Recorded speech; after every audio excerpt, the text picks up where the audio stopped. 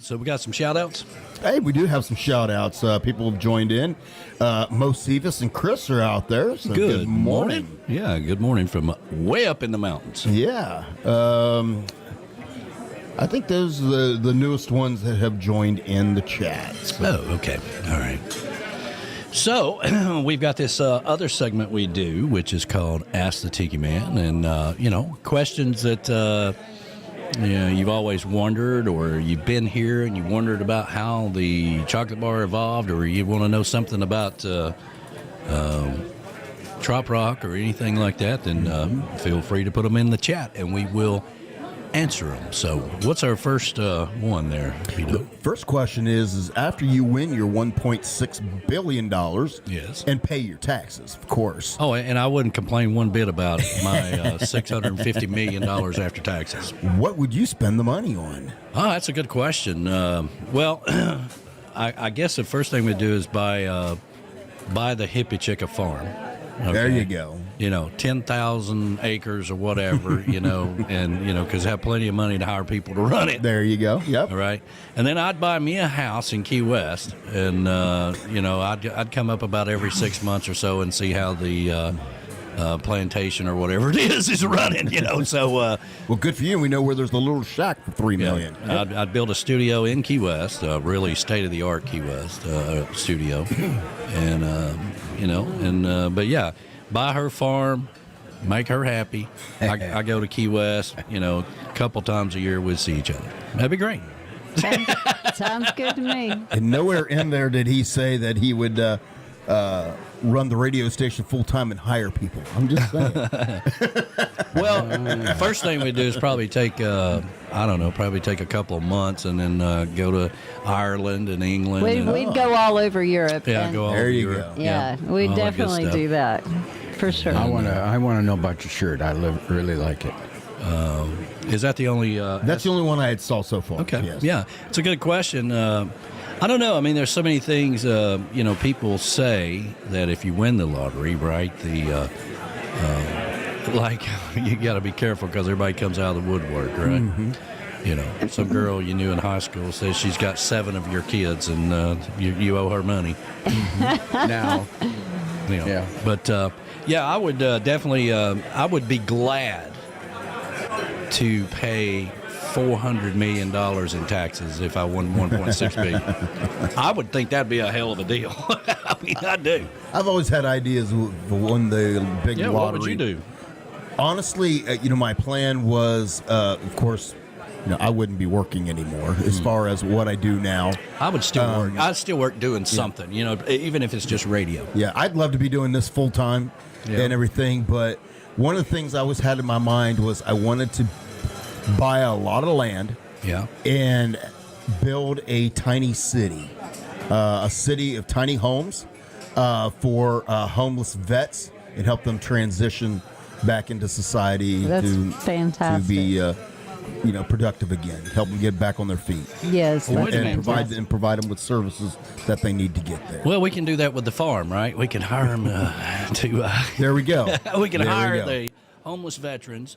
Give them because we'd have to build all these housing and stuff for people working on the farm as well, and then we put them to work out there in the fields. There you go. There we go. And John Beck had a question for Ask the Tiki Man. He says, "How did the Tiki Man get involved with trop rock in Key West?" That's another good question.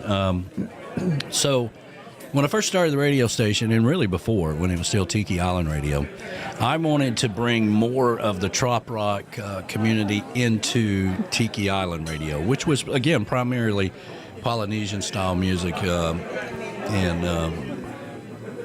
It was just a different style of music. And we had so many great trop rock artists. It goes back to that era of time with Marty Nickel, and a lot of these characters that you hear, Bobby McQueen, our island truck driver, Verona Corona, all those guys came from that area. Nicole Hall, all those came from the Tiki Island radio days. And so I wanted to bring more into it. So naturally, when I started my show on Tiki Island Radio. It was more about trop rock, and that's how we started bringing everything into it. And from the business side of it, we really needed sponsors in order to run 2 radio stations because I launched Tiki Man Radio, so we had to go out and get sponsors and stuff. And the longer I went, the more that I got invested in it. It's expensive. A lot of people is like, well, I'll just go start my own radio station. Well, good luck, okay? Yeah, it's good very luck. expensive. It's a lot of money. But back to what Andrew Dean said, if you're doing what you love, right, you don't mind doing things like that. And over time you build it. And I've been very fortunate to have so many people that have followed me over these years of doing radio. And thank you so much for that. And the addition of the cameras and the YouTube and things like that. But back to John's question. I would go down. I did all the festivals. I traveled around. I took, a couple, 3 years off from anything else and kind of traveled around with a radio station and did all the festivals. And when we go down to Key West, it was only natural to do the pit stop parties. And so mine was working with the Coconut Castaways from Key West, and they had the Pit Stop Party 2, which is at Boondocks every year.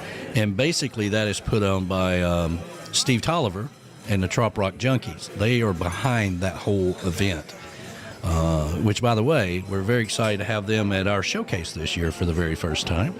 Now that we have, and it's funny, when we first went to Dirty Harry's, the first people I thought of was the Trop Rock Junkies. We never had a stage big enough to have all of them in there. Yes.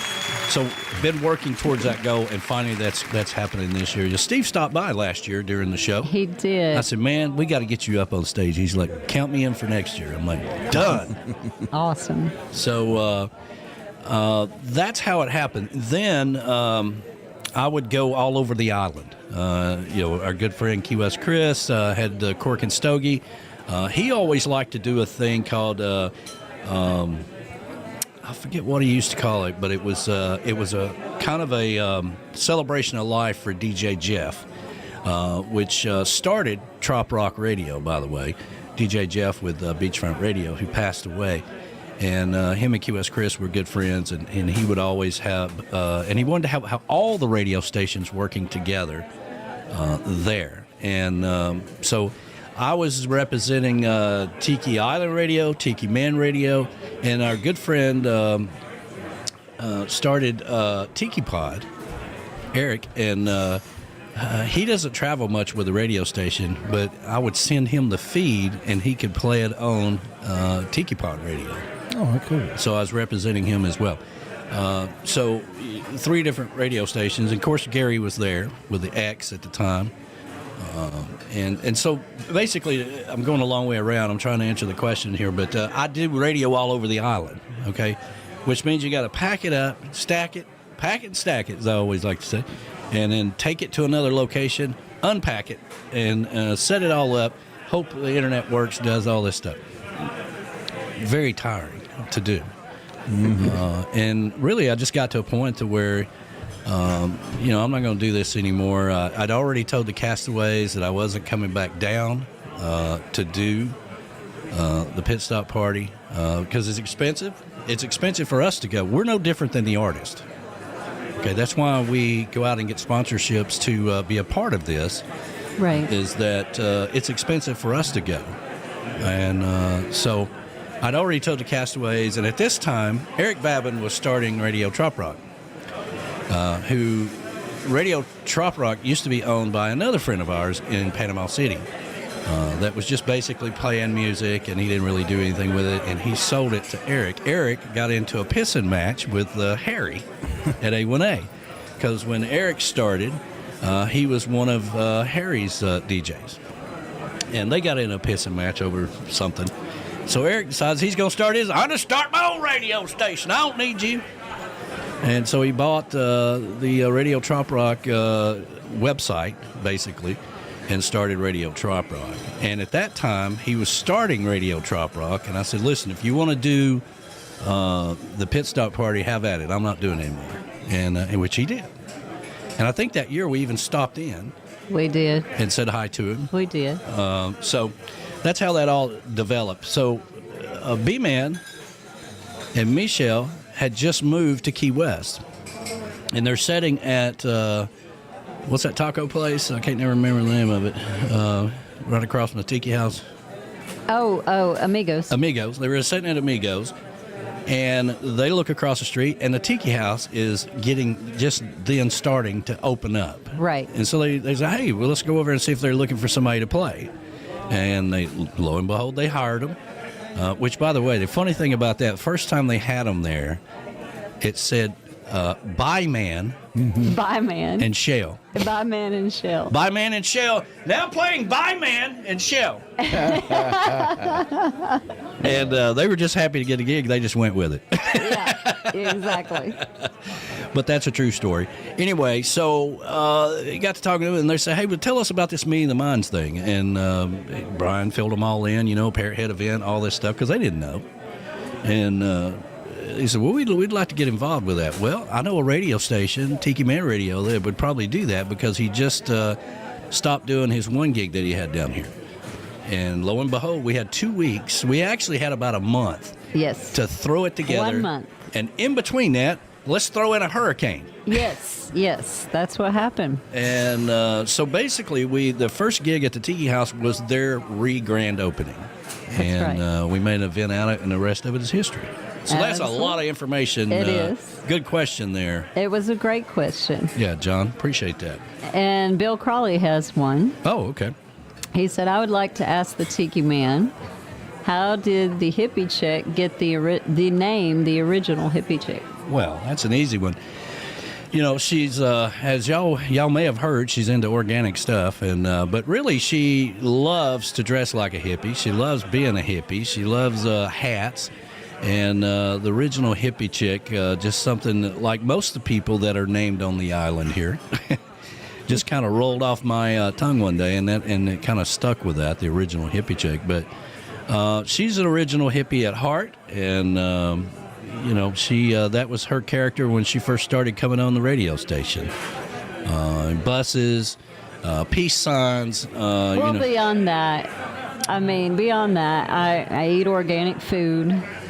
Yeah, but back then... I'm very into the environment. I like the whole cycle of things where you Back then, we wasn't killing worms and stuff in the kitchen. No, we you were know what I'm not. saying? But that was always, that stuff was always in my heart. I'm a big... When I met the Tiki Man, I was a big hiker. That's right. And I love nature, and I used to go on these trips all the time where I would just go,